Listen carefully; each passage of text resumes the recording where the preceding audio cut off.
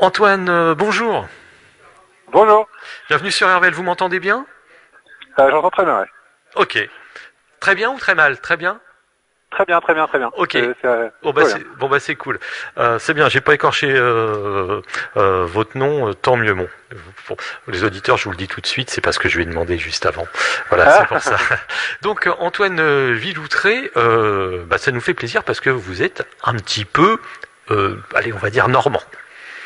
Vous êtes né à et Caen. bah, c'est ça, né à Caen, on n'est pas resté très longtemps avec mes parents, mais on a toujours eu, j'ai de la famille à Rouen aussi, donc voilà, j'aime beaucoup la Normandie. Ok. Voilà. Alors Antoine Villoutré, vous êtes plutôt à la base parisien dans votre jeunesse. Vous êtes plutôt originaire de Paris. On peut, on C'est peut, ça. on peut le dire. Qu'est-ce qui vous a poussé à écrire, à faire de la chanson? Et vous, dans la famille, vous avez eu il y a des gens qui faisaient de la musique. Qu'est-ce qui vous a vraiment donné envie, voilà, de travailler dans le milieu musical? Dans mon cas, moi, c'est passé surtout par le texte, en fait, par la poésie, et très vite, D'accord. j'ai eu envie d'écrire des textes. Et c'est vrai que mettre en Ouais. musique des textes, c'est quelque chose d'assez fantastique, quoi. Et ça m'a plu très jeune, 16-17 ans, et voilà, et après j'ai commencé à écrire quelques chansons, et finalement, on s'arrête plus après. D'accord, ouais, donc c'est pas spécialement dans la famille qu'il y avait Euh, des musiciens ou. non, non, pas forcément, non, non. On écoutait de la chanson hein, chez moi, donc il y avait toujours de la musique, donc j'ai quand même grandi avec de Brassens, Gainsbourg, enfin plein de voilà de chanteurs français ou Barbara. Mais après, c'est vrai que c'était quelque chose de personnel, quoi. J'avais envie d'écrire, je sais pas d'où ça m'est venu. Alors, vous avez commencé jeune la musique? Ouais, en fait, je suis assez autodidacte en musique. J'ai pris des cours de guitare, mais c'est vrai que je viens plutôt du texte à la base. Et après, bah, avec le temps, vers voilà 16-17 ans, j'ai commencé d'abord à reprendre des chansons d'autres musiciens, et après à écrire mes propres chansons. Donc voilà, ça s'est fait tout seul en fait. Alors, vous êtes tombé amoureux d'un pays. Alors, je sais pas si vous êtes tombé amoureux ou c'était voilà, c'était le hasard. Vous êtes depuis 15 ans, hein, vous m'avez dit en antenne, 15 ans en Allemagne. Et où ça? À Berlin, non, peut-être? Et bah tout à fait, ouais, je suis à Berlin depuis plus de 15 ans maintenant. Et vous êtes tombé amoureux de la ville ou pourquoi vous êtes retrouvé il y a 15 ans en Allemagne? Bah oui, il y a forcément plusieurs raisons. Le fait que je reste aussi longtemps, c'est que maintenant j'ai ma vie ici, mais c'est aussi que j'ai fait de l'allemand aussi. Et en fait, Berlin est une ville, voilà, pour ceux qui connaissent pas, c'est une ville très créative avec beaucoup de musique, d'espace aussi, de lieux où jouer. Et c'est vrai que moi, ça m'a fait, voilà, ça m'a ouvert l'horizon et je me suis senti très bien en fait. Et du coup, j'y suis resté tout en faisant beaucoup d'allers-retours aussi avec la France. Je suis venu jouer en France aussi depuis donc, pas mal d'années. Donc voilà, je me sens maintenant bien installé à Berlin, mais tout en ayant une musique qui est jouée. Voilà, avec le nouvel album, c'est pas mal joué en radio en France là cette année, donc je suis très content. Voilà. Donc Alors votre premier album est sorti il y a déjà bien 10 ans, hein, c'est ça, une dizaine d'années. c'est ça. C'était les vieux souliers. C'était un EP, c'était non ou vraiment un album? Non, c'est un album et enregistré à Toulouse en France avec beaucoup de super musiciens. Non, non, un vrai album. Du coup, j'ai fait 3 albums jusqu'à présent. Et là, c'est D'accord. le troisième que je sors cette année. Alors En mai. l'album a été enregistré à Toulouse, qui vous a permis ensuite alors je ne sais pas si c'est le hasard, d'avoir participé aux ateliers d'écriture de Francis Cabrel. Alors ouais, ça c'était quelque chose d'assez sympa, c'est que en Alsace, ils avaient lancé un appel à candidature pour participer à des ateliers, et vu que je suis à Berlin, du coup c'était intéressant au niveau de la langue, soit alsacienne, soit allemande, mais du coup il y avait toute l'équipe de Voix du Sud qui est venue en Alsace, et moi je faisais partie d'un groupe d'artistes qui ont pu participer à ça, et j'ai rencontré beaucoup d'auteurs et de compositeurs de l'équipe de Voix du Sud, dont un auteur qui s'appelle Marc Estève, et sur mon nouvel album, j'ai un morceau qui s'appelle Le Docteur Henri, mais voilà, c'est un peu dédié à ça, au fait qu'on peut toujours trouver quelqu'un qui peut nous aider à chercher des rimes et à développer son écriture, voilà, donc c'était très enrichissant comme expérience. D'accord. Donc, alors, ensuite s'est enchaîné donc des résidences d'écriture, notamment à Bruxelles. Vous avez sorti un second album qui justement s'appelait et s'appelle toujours Paris-Berlin. Tout à fait. Et donc vous avez C'était là. oui, allez-y, oui. Ouais, non, c'était l'envie de justement de. J'avais longtemps cherché le titre pour cet album et puis j'avais envie de dire ça. Voilà, Paris-Berlin. J'avais envie de voir ces deux villes côte à côte sur un titre pour justement exprimer mon parcours et c'est vrai que cet album il a eu un bel accueil en Allemagne. C'était il y a 4-5 ans et c'était génial aussi de pouvoir voilà voir qu'on peut faire de la chanson française en Allemagne et inversement on peut chanter en allemand et venir chanter en France en allemand. Donc voilà, moi j'essaye un peu d'ouvrir les horizons et d'essayer des choses au niveau des langues aussi. Voilà. Alors justement, la chanson française, vous l'avez dit, c'est bien d'avoir des témoignages comme ça. La chanson française est bien vue en Allemagne. Il y a quand même un bon public. Ouais, il y a un énorme public et là en ce moment il y a la chanteuse Suzanne qui passe beaucoup en Allemagne. Et puis sinon, bah avant il y a eu récemment Stromae, Zaz. C'est un énorme carton. Hein, il y a une grosse attente de musique francophone et du coup c'est vrai que moi j'encourage beaucoup les artistes français à essayer de, quand ce sera de nouveau possible, mais de venir jouer en Allemagne et de pas hésiter à oser quoi, parce que finalement il y a souvent la barrière de la langue, mais une fois que cette barrière de la langue est passée, il y a des choses magnifiques qui peuvent se passer donc voilà, il y a vraiment un grand public pour ça. Alors vous avez aussi remporté, vous avez été demi-finaliste du prix Georges Moustaki, finaliste aussi du prix franco-allemand de la chanson, le Moulin de Soulbar. On dit de Soulbar, non? Ouais, c'est ça. C'est un prix. Ouais. Ok. Et alors maintenant, comment peut-on justement définir votre univers? Alors moi, j'ai entendu j'ai eu la chance de pouvoir entendre pas mal de chansons et ça m'a vraiment plu. Déjà, je vous le dis tout de suite. Alors plus sur les chants des textes en français, c'est vrai que l'allemand et moi, heureusement d'abord quand j'ai vu Berlin, je fais non, il est bien français. On m'a précisé, il est bien français. Je fais ouf. Et alors je sais plus, j'ai perdu le fil du coup. Je voulais vous poser la question justement par rapport à votre univers. Je trouvais qu'il y avait un petit côté, j'avais pu le rencontrer et l'interviewer. Alors attention, vous avez votre univers à vous, mais ça me fait penser à Alexis HK. Voilà, alors je ne sais pas si on vous l'a déjà dit. En tout cas, c'est quelqu'un dont j'apprécie le travail et qui a une belle voix et qui est très. On diffuse énormément. Ouais, non, tout à fait. On le diffuse énormément, nous, Alexis HK. Alors, est-ce que vous pouvez nous expliquer ou nous emmener un petit peu dans votre univers? Quel est l'univers justement de Antoine Villoutré? Alors, c'est vrai que c'est un exercice difficile à faire de définir son propre univers, mais c'est vrai que j'ai écouté tellement de choses. Je pense que beaucoup de musiciens c'est comme ça. Mais la langue française est très vivante en fait, et moi c'est ça qui me plaît beaucoup dans le fait d'écrire des textes aussi en français, malgré le fait que je sois en Allemagne. C'est de se dire en fait que elle est constamment renouvelée et maintenant il y a toute la scène aussi rap en France qui amène la langue française encore plus loin aussi. Donc je trouve que c'est une langue qui est en constante évolution. Donc pour moi c'est ça qui me plaît énormément dans le fait de faire de la chanson française entre guillemets quoi. Alors vous sur scène vous êtes plutôt seul, accompagné? Est-ce que vous avez toujours la même bande avec vous qui vous accompagne? On est un quatuor sur scène, donc un contrebassiste, un batteur et un guitariste. Voilà. D'accord. Ce sont des amis ou des gens que vous avez rencontrés par hasard? Alors souvent dans le milieu des musiciens, on rencontre un musicien, puis il recommande un autre musicien ou une musicienne, donc c'est vraiment c'est du bouche à oreille d'amis, et puis mais après ils sont tous pros, hein, mais c'est des affinités en fait quoi, qui font qu'après on joue ensemble depuis pas mal d'années. D'accord. Ils sont sur l'album. Alors le dernier album est sorti il y a pas longtemps, hein. Je crois il va sortir.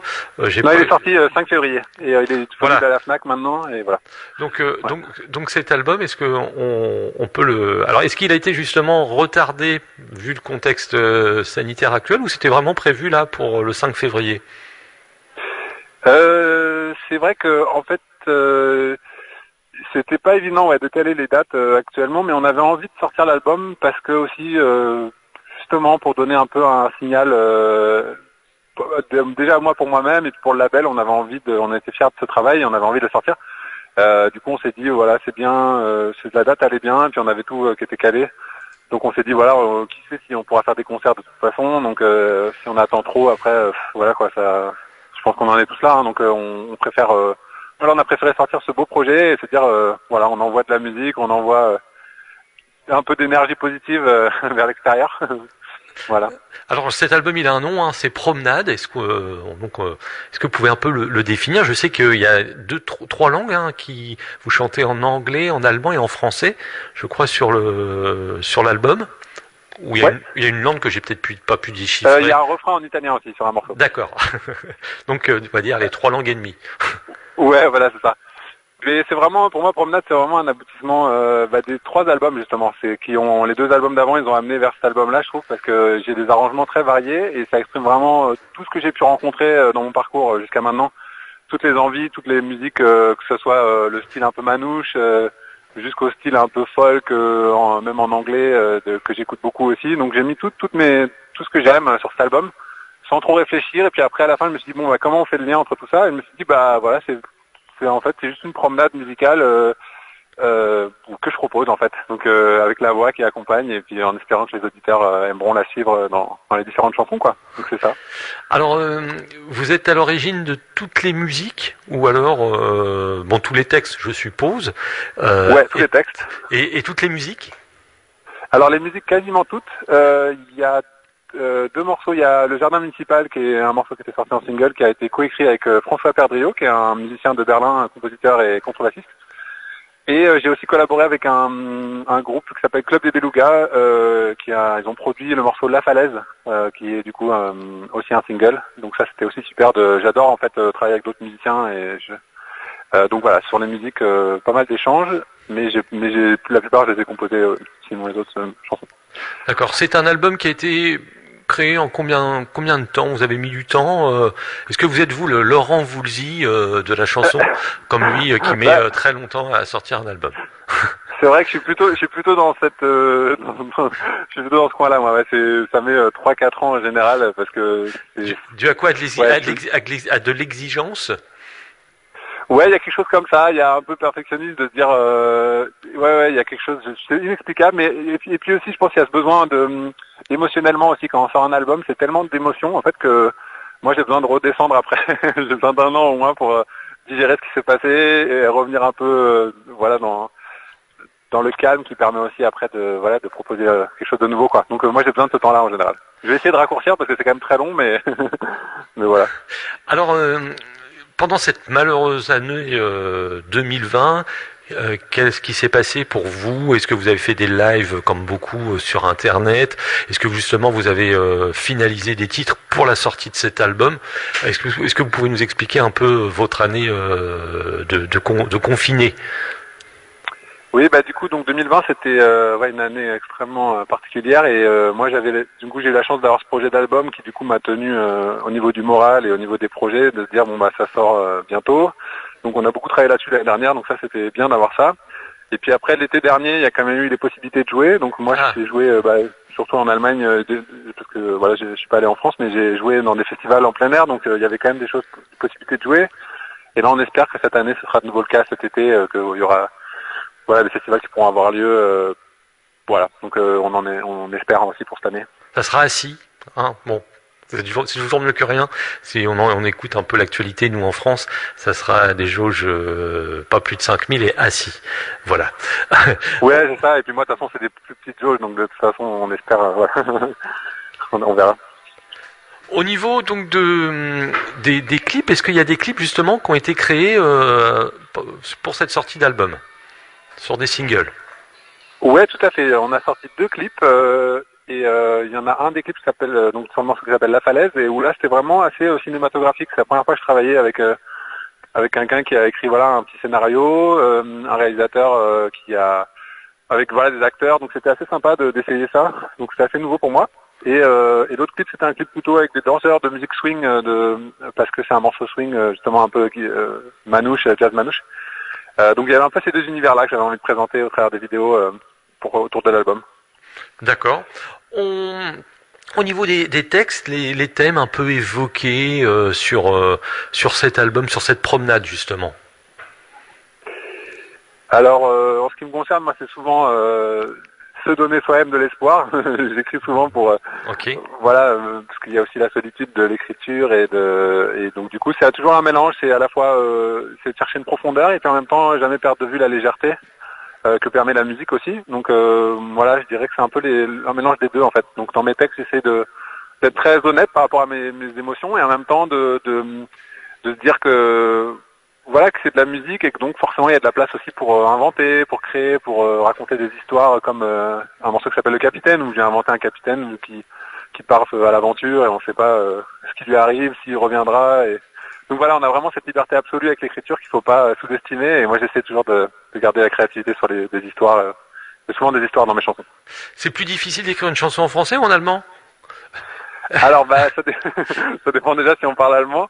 Et Oui, c'est vrai que moi j'ai sorti un morceau en 2010, je crois, donc ça fait très longtemps, qui s'appelait Berlin et en allemand. Et du coup, j'ai fait une énorme faute dans le refrain. Mais personne m'en a tenu rigueur parce que du coup, c'était assez ça allait très bien avec ce que je disais en fait, qui était donc c'était un peu une ode à cette ville en disant que j'aime. Voilà, ça parle d'un punk qui rentre au petit matin à Berlin, parce qu'il y a beaucoup de punk. Oui. Quand je suis arrivé, j'étais assez fasciné par ça, et donc je voulais décrire cet univers-là au petit matin, et du coup le refrain c'est Berlin, je t'aime tellement, et puis j'ai fait une grosse faute dedans, donc personne m'en a tenu rigueur, et le morceau il a plutôt bien plu, et donc comme quoi on peut même avec des erreurs on peut arriver à essayer de toucher les gens et d'exprimer une émotion. Donc en français, moi, c'est bien sûr ma langue maternelle, mais en français, j'ai quand même toujours la poésie et le fait de me dire, sur les rimes, je prends beaucoup de temps pour les rimes et tout. Donc et en allemand aussi, mais c'est vrai que c'est une autre écriture. En allemand, j'ai peut-être une façon différente d'aborder l'écriture. Ouais.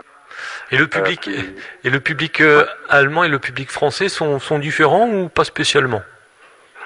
Et là c'était intéressant parce que du coup j'ai eu quelques interviews avec des radios françaises et c'était intéressant de se dire déjà que les gens étaient prêts, je pense, à écouter différentes langues, que les gens étaient réceptifs à ça, mais qu'après il y avait quand même l'idée de comprendre ce que disent les textes. Et c'est vrai que moi j'ai souvent en Allemagne beaucoup de gens parlent français, donc je me suis souvent dit je chante en français et puis les francophones ils comprendront, mais j'ai pas vraiment traduit mes textes. Et c'est vrai que là j'avais fait une interview avec une consoeur à vous il y a 2 jours et on se disait c'est vrai que peut-être ça pourrait être intéressant de traduire les textes pour la France, les textes en allemand. Donc je vais y réfléchir pour les prochains albums. Surtout que vous êtes un poète.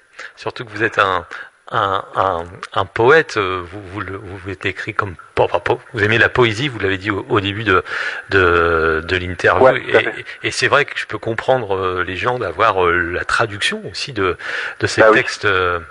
De ces textes en allemand. Je vais m'y atteler. Ouais. Ok, bon, on surveillera ça. Alors, est-ce que même si je sais que c'est difficile à annoncer, est-ce qu'il y a quelques dates qui ont été quand même calées malgré la conjoncture pas facile d'annoncer des dates en France cette année? Non, alors en France, j'ai pas encore de date. J'ai plutôt l'Allemagne là pour cet été. Oui. Mais je vais essayer d'y travailler parce que j'ai un agent maintenant qui m'aide pour la France. Donc c'est un souhait. J'ai envie de venir jouer en France, mais là c'est vrai que c'est particulièrement compliqué cette année. C'est particulièrement compliqué quoi. Donc dès que c'est possible, je vais revenir jouer. En tout cas c'est un souhait. Alors si vous avez si vous avez des amis rouennais ou de la famille vers Rouen, pourquoi pas en Normandie? Ça serait cool ça. Ah j'adorerais. Non, j'adorerais. Mais je pense qu'on va réussir à le faire, mais c'est vrai que là, cette année, c'est extrêmement difficile. C'est vrai. Au niveau donc l'album vient de sortir, est-ce que vous êtes déjà en train de faire des résidences avec vos amis musiciens pour préparer pourquoi pas une future tournée? Oui, alors on a des dates calées en mois de mai. Et il y a une très belle salle à Berlin qui s'appelle le Kesselhaus et qui est un endroit où, je sais pas si vous connaissez un groupe qui s'appelle les 17 Hippies. C'est un groupe berlinois, 17 Hippies, et ils passent pas mal en France à la radio et eux ils sont assez, ils habitent, ils ont leur studio juste à côté. Donc c'est une salle qui est où il y a beaucoup de musique française aussi qui passe et qui voilà. Donc là on a une date en mai, donc on prépare ça. Et après il y aura cet été des festivals, donc on prépare un programme pour cet été. Voilà. Alors l'album c'est Promenade d'Antoine Biloutré, notre invité aujourd'hui. L'émission passe vite, l'interview va bientôt s'achever. Mais où est-ce qu'on peut se procurer justement cet album Promenade? Alors, du coup, on peut le commander à la Fnac, dans tous les magasins en France, et on peut aussi en ligne, soit via mon site web, mon site internet, donc c'est antoinevillautré.com, ou alors, sur internet, mettre promenade Antoine Villautré, et on trouve pas mal de liens pour le commander. D'accord, en album physique et en téléchargement? Tout à fait, il est en CD et il est même en double vinyle. On a un magnifique double vinyle. C'est chouette ça. Ouais, donc ça on en est très fiers et il est commandable aussi et achetable. Alors, est-ce qu'il y a quelques dans vos sets quand vous faites est-ce que vous faites plaisir à faire une ou deux petites reprises quand vous faites des sets? Pourquoi pas une version allemande de Ne me quitte pas? C'est vrai que moi je suis plutôt pas trop, je fais pas trop de reprises, mais là j'ai eu une belle invitation à l'automne dernier là, sur Arte pour une émission où j'ai joué du coup des reprises. On m'a demandé de jouer 3 ou 4 reprises de chansons françaises et du coup là j'ai repris du coup Barbara, Göttingen, un peu de Brassens, du Gainsbourg, et donc c'était extrêmement intéressant pour moi de se replonger dans ce répertoire et de voir déjà la beauté de l'écriture et donc j'exclus pas de refaire des reprises, mais c'est vrai que c'est plutôt occasionnel quoi. J'en fais pas trop. Sur l'album Promenade, alors, je sais pas si je vous ai déjà demandé, est-ce qu'il y a des invités sur cet album? Ouais, il y a beaucoup d'invités. Ouais, il y a beaucoup d'invités. Il y a 20 musiciens en fait, 15 morceaux, 20 musiciens, donc c'est énorme. Je sais pas si j'aurai le temps de tous les citer, mais il y a vraiment, faut écouter. Il y a beaucoup de couleurs musicales et on s'est fait vraiment plaisir là. On a fait l'album qu'on voulait faire et je suis trop content. Alors, tout le monde. Il était enregistré à Berlin? Enregistré à Berlin, tout à fait. Et on a pris beaucoup de temps parce que du coup j'ai enregistré ça dans un studio qui est à Berlin et dans lequel je travaille toujours et qui est quand on a un endroit en fait c'est ça qui permet vraiment la création aussi. Donc j'ai eu beaucoup de chance d'avoir accès à ce studio qui s'appelle Nadanadi Studio et avec qui je travaille depuis pas mal d'années, et donc donc le lieu a permis ça quoi, d'inviter plein de musiciens et de faire un bel album. Et quel est votre prochain projet? Est-ce qu'il y a un projet à venir? Pourquoi pas un recueil de poésie ou autre chose, peut-être? Eh ben ouais, tout à fait. Sur la poésie, c'est rigolo parce que avec ma mère est peintre on a fait un livre d'artistes où il y a un des morceaux de l'album donc c'est un livre d'artistes avec 3 ou 4 3 poésies je crois de moi et des œuvres d'elle qui s'appelle Sophie Villautré-Brageux. Et donc on a ça, on l'a déjà produit, donc il faudrait qu'on voit comment on peut le faire parvenir aux gens. Parce que pour l'instant il n'est pas commandable, mais je vais sûrement le mettre sur mon site web en fait. Donc j'adore ce genre de projet aussi. D'accord. Et c'est elle qui est à l'origine de la pochette Promenade Non. La pochette de Promenade c'est Anna Marin, c'est une illustratrice qui est basée à Berlin, dont je recommande le travail. Anna Marin, voilà, sur internet ça se trouve, illustration, et donc elle a vraiment un très bel univers et c'était vraiment un grand honneur de l'avoir comme illustratrice sur cet album. Ok, on vous rappelle que Antoine Villautré, l'interview va s'arrêter. Antoine Villautré était notre invité. Vous pouvez retrouver après sur le site internet de la radio courant de la semaine prochaine l'interview en podcast. Et l'album c'est Promenade. Il est disponible sur internet. Vous pouvez le commander un peu partout. Et n'hésitez pas, de découvrir l'univers de ce parigo-berlinois. Je sais pas si ça se dit. Normand, j'y tiens, étant normand, et on aura la chance aussi, on se tiendra au courant pour annoncer s'il y a des dates, et on l'espère en France, et pourquoi pas en Normandie. Il fait beau à Berlin? Il faisait beau et là il fait un peu plus froid là. On a eu une belle semaine la semaine dernière. Mais peut-être comme chez vous aussi, non? Je sais pas, il paraît qu'en France il y avait aussi. C'est ça. Ok. Antoine, merci encore pour votre gentillesse et puis la qualité aussi de vos offres, puisqu'on va diffuser maintenant tous les titres. Et oui, nous c'est comme ça. Tous les titres de l'album pour faire découvrir aux gens votre univers. Antoine Villautré. Alors on vous rappelle, si Villautré ça s'écrit VILOUTREIX. Voilà, pour les gens qui voudraient découvrir déjà la pochette qu'on vient de parler, parce que c'est vrai qu'à la radio c'est pas facile, mais et aussi découvrir les titres, aller écouter des extraits de la titre. Et d'abord on va se quitter en écoutant Le Capitaine, donc extrait du dernier album qui vient de sortir d'Antoine Villautré. Antoine, merci. Et puis un petit coucou aux Allemands alors. Voilà, et coucou à la Normandie. Pas de souci, merci. Au revoir. Au revoir.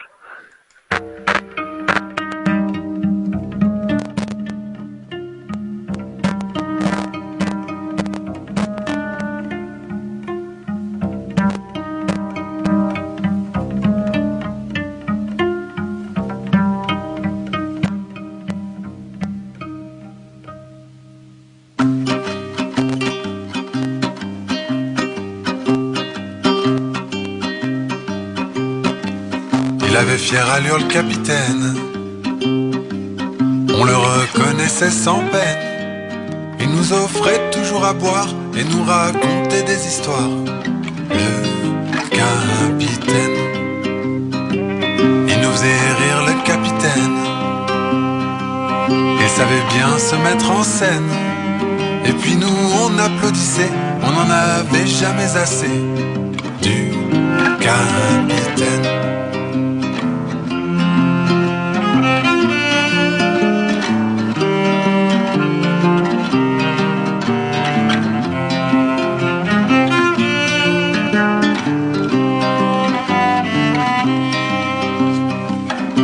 Raconter ses batailles, des souvenirs jetés en pagaille. Il nous tenait tous en haleine, toute interruption était vaine du capitaine. Nous bien assis sur l'océan, lui nous parlait des océans. Et chaque fois il se démenait pour mimer les flots déchaînés. Le capitaine.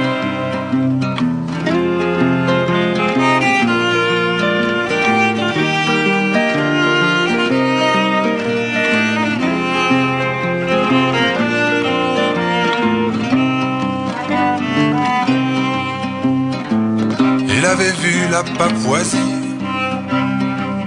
était allé jusqu'en Asie. Voyager à en perdre haleine, c'était un sacré phénomène. Le capitaine, il avait frôlé la folie, s'était perdu en Australie, avait affronté les embruns avec une armée de marins. Le capitaine.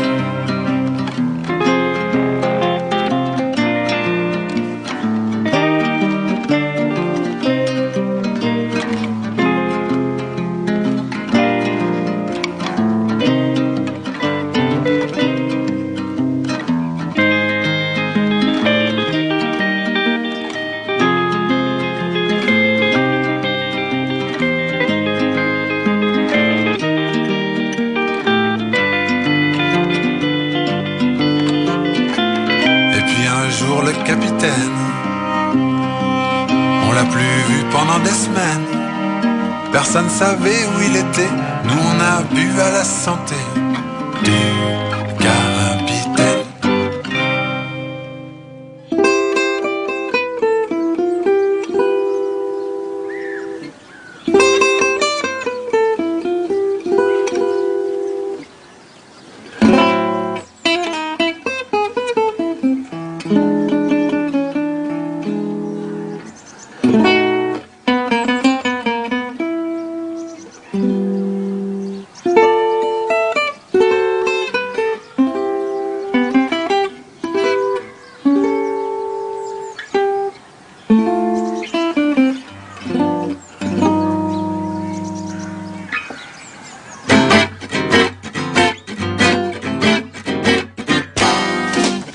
Dans le jardin municipal, l'automne prend doucement ses quartiers et les feuilles des arbres s'étalent un peu partout sur les graviers. Dans le jardin municipal, le dimanche on vient se promener. Et près des poussettes familiales, les petits font la course pour jouer. Dans le jardin municipal, le temps semble s'être arrêté. Dans le jardin municipal. On y vient hiver comme été. Dans le jardin municipal, des touristes se prennent en photo, pendant que des pigeons un peu sales les dévisages de bas en haut. Dans le jardin municipal, un orchestre bat la mesure. Et dans cette ambiance musicale, le temps ralentit son usure. Papada, dans le jardin municipal, le temps semble s'être arrêté. Papada, dans le jardin municipal, on y vient hiver comme été. Allez, saute!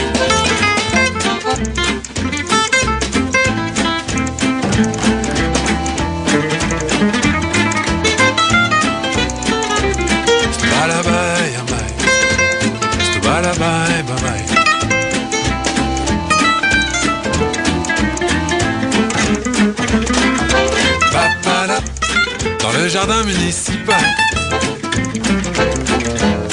le temps semble s'être arrêté. Papala, dans le jardin municipal, on y vient hiver comme été.